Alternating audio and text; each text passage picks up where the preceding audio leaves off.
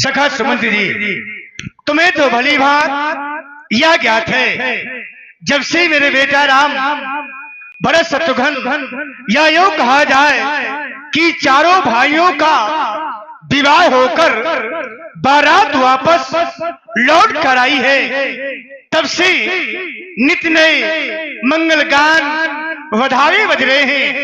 ऐसा लगता है कि आज राजमहलों में नहीं, यद्यपि पूरे अयोध्या के हर घर में बहुएं आई है, ऐसा हमें आभास होता है, क्योंकि घर घर में आज आनंद के बधावे बजवाए जा रहे हैं, उत्सव मनाया जा रहा है। या तो खुशी अयोध्या की है, पर 14 भुवनों में अपार खुशी है। तभी तो कहा भी गया है कि भुवन चारो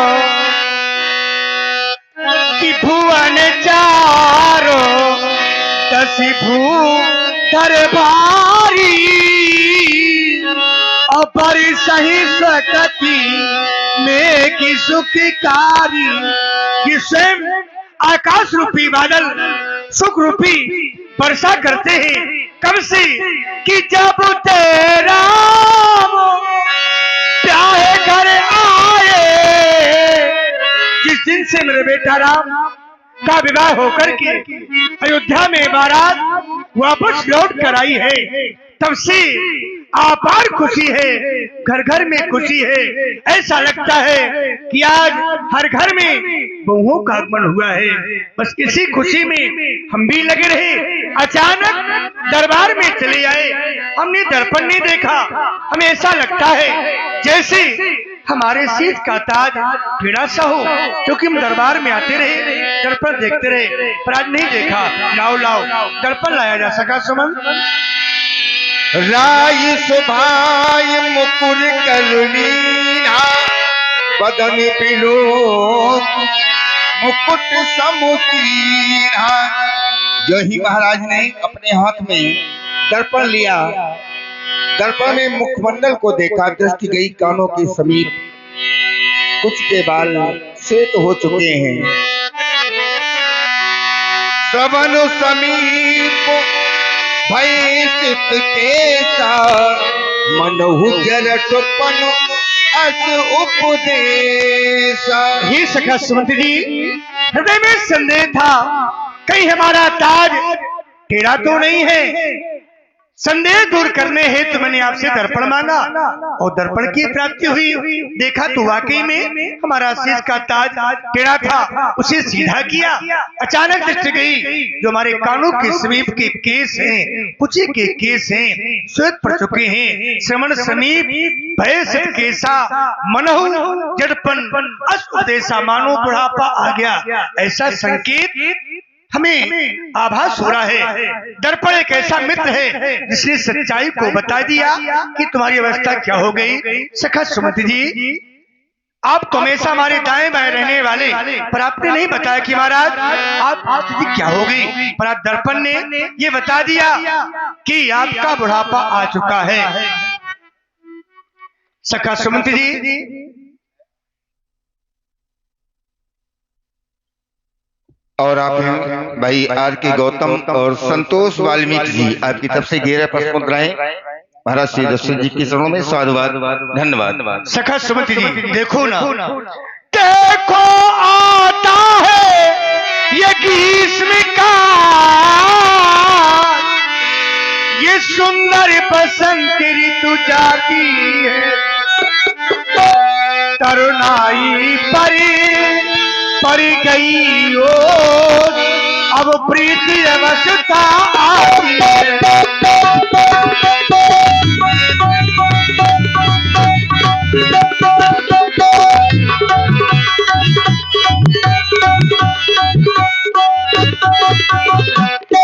ये काली मत वाली रात गई, छा गया चांद का उजियारा, लगता है राहु इसी चंद्रमा को ऐसी गिटार पढ़ने का।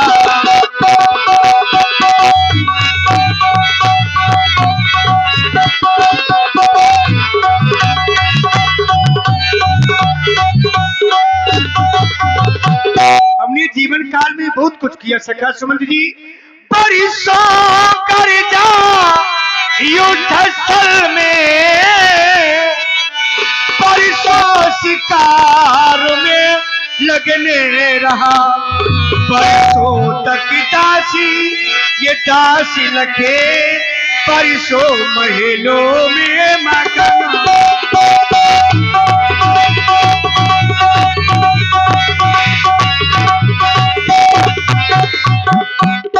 यहाँ आकर कुछ और सीखा जो संसार नहीं सीखा है। सीखा क्या? या मेरा है, या मेरा है, दिन दिन सा दिन ये ढलता है, ये बदली ने रंगत बदली है, सूरज पश्चिम को चढ़ता है।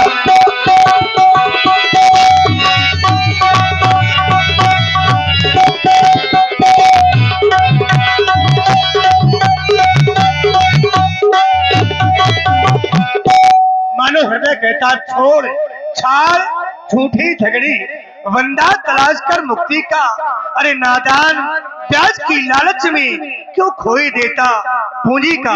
हृदय चाहता है अपने बेटा राम को अयोध्या का राजपाट देकर वन में भजन करूं, लेकिन ऐसे नहीं। हम कोई भी कार्य करते हैं परम पूज गुरुदेव की अनुमति से करते हैं। आज हृदय की विचार लेकर के हम पूज्य गुरुदेव के पास जाना चाहते हैं। आज का दरबार समाप्त किया जाए। महाराज श्री दशरथ जी को लगा मानो मेरा चौथापन आ गया है, बुढ़ापा आ गया है, और क्यों ना अपने पुत्र राम को युवराज बना दूं। यह विचार लेकर के गुरुदेव भगवान के समक्ष जा रही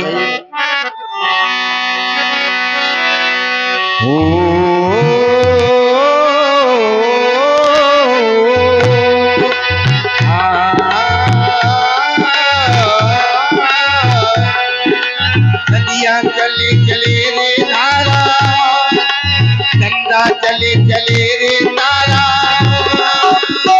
तुझको चलना होगा, तुझको चलना होगा, तुझको चलना होगा, तुझको चलना होगा।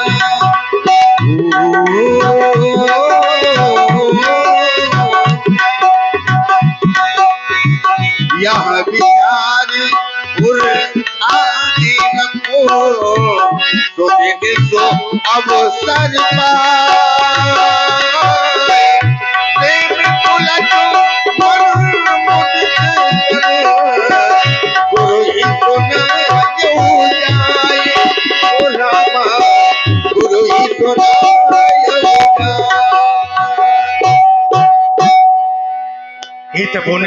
कहा ये भूमाल सुनिए मुनि नायक, भय राम सब विधि सब लायक। तुमने हमें प्रणाम किया है, तुम्हारे जीवन में मंगल की कामना करते हैं। कहीं गुरु सदन में आने का कोई कारण? ये तपोनिष्ठ भाई राम सब विधि सब लायक, जब का शिष्य बेटा राम है सब प्रकार से सब विधि से लायक हो गया है। ऐसे मैंने जाना है देवता, क्योंकि राम जिस प्रकार मुझे प्यारा है उसी प्रकार राम सबको प्यारा है देवता। कि सेवक सचिवो सकल पुरवासी, और जे हमारे अरि मित्र उदासी, सब ही राम प्रिय जही विधि मोही। जिस प्रकार राम मुझे प्यारा है उसी प्रकार राम सबको प्यारा देवता। यहाँ तक कि विप्र सहित परिवार गोसाई, और करही छो रो रो किए नाई। सभी राम स्नेह करते हैं। अब सोचेंगे कि राजन तुमने कैसे जाना? हे देवता तभी तो कह रहा हूं, मो समान अन भयो न तुझे, और सब पायो रज पायन पूजे। अपने हाथ से चढ़ों की सेवा की है, पूजा की है, तभी मैंने ऐसा अनुभव किया है। नीत भी कहती है संसार में कोई हो अगर ब्राह्मणों की चरणों की पूजा वंदना करता है, हर वस्तु सुलभ है देवता, लेकिन अब अभिलाष एक मन मोरी, पूजिए नाथ अनुग्रह तोरी। एक अभिलाष। और हाँ ध्यान दें, आप सुन रहे हैं महाराज श्री दशरथ जी की वाणी प्रभावित हुए हमारे आदरणीय मनोज ग्राम पतारा से जो ऑनलाइन प्रसारण देख रहे हैं, आपकी तरफ से 21 पद मुद्राएं साधुवाद धन्यवाद। कहें वो अभिलाषा कौन सी है, मैं जानना चाहता हूँ। हे तपोनिष्ठ नाथ राम करिए यो राजू, कहिए कृपा और करिए समाजू। मैं चाहता हूँ अपने जीते जी बेटा राम को अयोध्या का पद देकर और वन में जाकर भजन करूं। अच्छा, अपने पुत्र राम को अभी इधर सुनो, ये क्या हो रहा है। अपने पुत्र राम को राजा बना करके ये वन की ओर जाना चाहते हैं, तो राजा बनाना चाहते हो कि उनको युवराज पद देना चाहते? युवराज पद देना चाहता हूँ। तो जब युवराज पद दोगे तो अपन कैसे वन की ओर चले जाओगे? तपस्या करेंगे, भक्ति करेंगे। जब युवराज पद फिर राजगद्दी सुनी हो जाएगी ना। बात तो ये है, अब यहाँ कह रहे हो कि मैं उनको राजा बना करके वन की ओर जाना चाहता हूँ। अगर राजा बना करके वन की ओर चले जाओगे तो अब यहाँ ये भी कह रहे हो कि हम युवराज पद देना चाहते हैं, तो पहले निश्चय यह कर लो कि हम युवराज बनाना चाहते हैं कि राजा बनाना चाहते हैं। हाँ, जो कि संकेत नृप युवराज राम कहा देहु। नहीं संकेत नहीं, तुम क्या चाहते हो? तुम एक पिता हो, अपने पुत्र के लिए क्या चाहते हो? चाहता हूँ कि अपने बेटा राम को पद देना चाहता हूँ। इसमें कोई कमी हो तो फिर आप तो गुरु है, सुधार करिए। अच्छा, तो फिर वो गलत वन में जाए नहीं, वो गलत है। अगर वहां से उसको आधार मान करके चलिए, ये न करिए, अपने मनमुखी न किया कर। उसमें क्या दिया है भगवान? उसमें केवल युवराज के अलावा कुछ दिया ही नहीं गया। तुम कहते हो हम राजा बनाना चाहते हैं, हम राजपाट को छोड़ करके जाना चाहते हैं। अपनी मत सोचिए भगवान, आप गुरु हैं। मैंने कहा है कि अपने बेटा राम को युवराज पद देना चाहता हूँ और वन में भजन करूंगा भगवान का, क्योंकि नीत के जी चौथे पन निपटाइए कानन, चौथे पन में अच्छा युवराज, अब तुम यहाँ फिर फंस रहे हो बार बार। वही तो मैं कह रहा हूँ, बात समझने का प्रयास करो। युवराज होता है जब तक राजा रहता है, तब तक युवराज होता है। और तुम कह रहे हो कि मैं युवराज बनाना चाहता हूँ, तो फिर राजगद्दी खाली हो जाएगी। तो आप मना करें कि ना वन में जाइए, राजा बने रहिए। वन में कभी जाने के लिए आवश्यकता ही नहीं। भाई मैंने अपने हृदय की विचार आपके सामने व्यक्त कर दिए। आप गुरु हैं, अगर इसमें कोई गलती हो तो आप सुधार करिए। नहीं गलती नहीं तो क्या यहाँ से यही संकेत है व्यास जी की इनको वन में जाना चाहिए? क्या है? नहीं उससे बोलो जिससे हम बोल रहे हैं। नहीं है तो फिर ये जबरदस्ती क्यों लगा रहे हैं कि हम वन में जाना चाहते? वो आप समझाए ना। नहीं, हमें समझाने की आवश्यकता नहीं है, केवल इनको युवराज पद देना है। भाई उसी में तो चौथे पन निपटाइए कानन। कहा है चौथे पन निपटाइए कानन? उन्होंने अपनी जिज्ञासा रखी है आपके समक्ष, आप जैसा निर्णय दें वो। नहीं तो वो जिज्ञासा क्या है इनकी? राजा बनाने के कि युवराज पद की? युवराज पद की। ये बात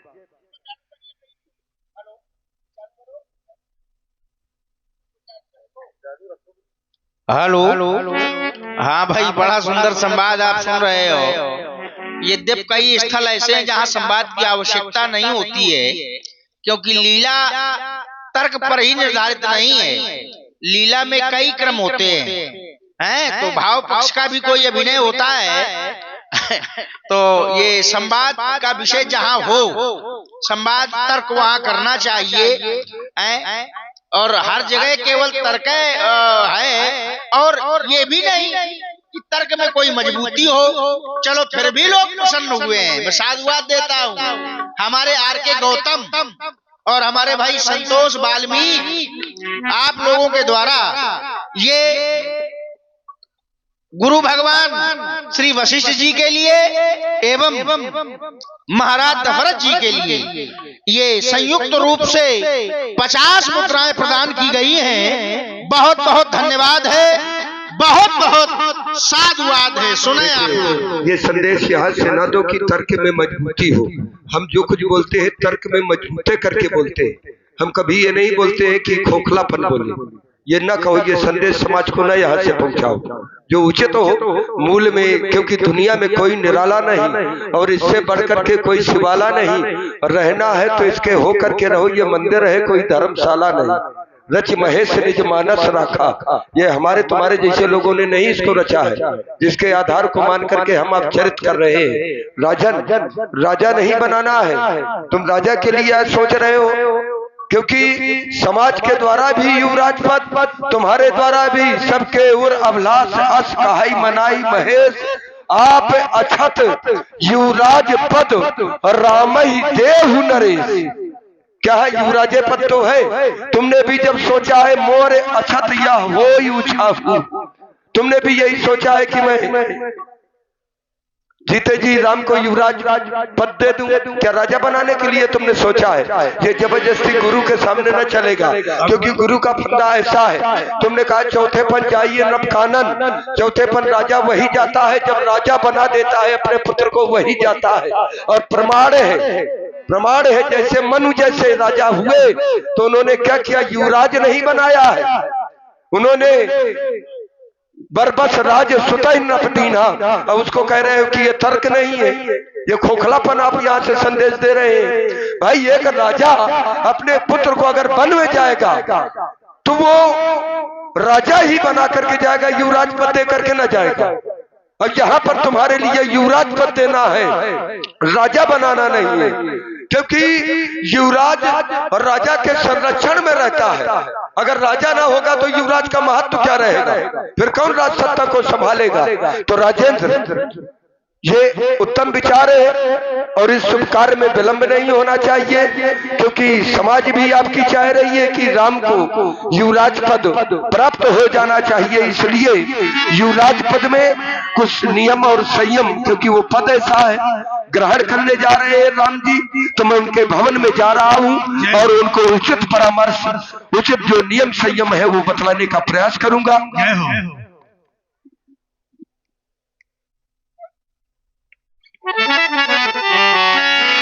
अरे भाई समिति का एक कोई आदमी यहाँ बैठ जाए आके, मैंने कई बार इशारा भी किया, लोगों को संकोच लग रहा है।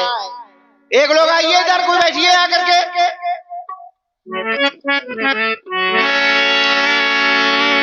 इधर गुरु भगवान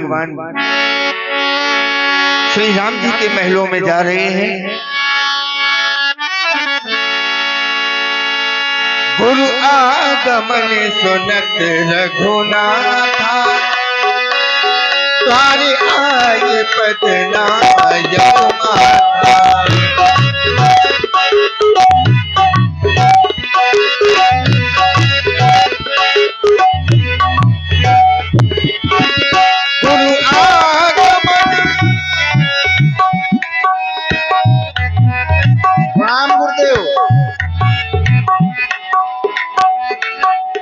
सूचना रात्रि के भवन में पहुंचाई जाए कि गुरुदेव भगवान आपकी प्रतीक्षा कर रहे हैं। गुरु आगमन सुनत रघुनाथा, द्वारे आए पदना यमुना।